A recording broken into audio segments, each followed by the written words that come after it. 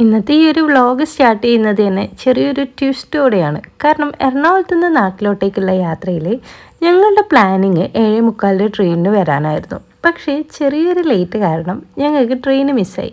ഊബറൊക്കെ വിളിച്ച് സ്റ്റേഷനിൽ എത്തിയെങ്കിലും അപ്പോഴേക്കും ട്രെയിൻ ഹോഗയാ. എന്തായാലും സ്റ്റേഷനിലെത്തിയല്ലോ, ഇനി വീട്ടിലോട്ടേക്ക് ഒരു മടക്കം വേണ്ട, അടുത്ത ട്രെയിനിൽ പോവാന്നുള്ള ഒരു പ്ലാനിങ് ആയിരുന്നു. നെക്സ്റ്റ് ട്രെയിനിന്റെ ടൈം ആണെങ്കിൽ 11:30. അതുവരെ ഞങ്ങൾ അവിടെ ചുറിയും കുത്തിയിരിക്കണ്ടേന്ന് കരുതി ഞങ്ങൾ ഇതാ വീണ്ടും ഒരു ഓട്ടോയും വിളിച്ച് നേരെ വീട്ടിലോട്ടേക്ക് വിട്ട്.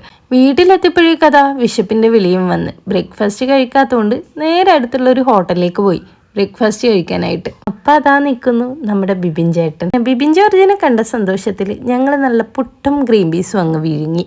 പിന്നെയും നമ്മൾ ഊബറൊക്കെ വിളിച്ച് നേരെ സ്റ്റേഷനിലോട്ടേക്ക് വിട്ടു കേട്ടോ.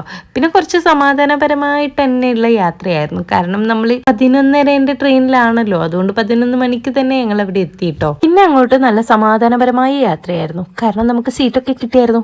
അപ്പോൾ ഓക്കെ.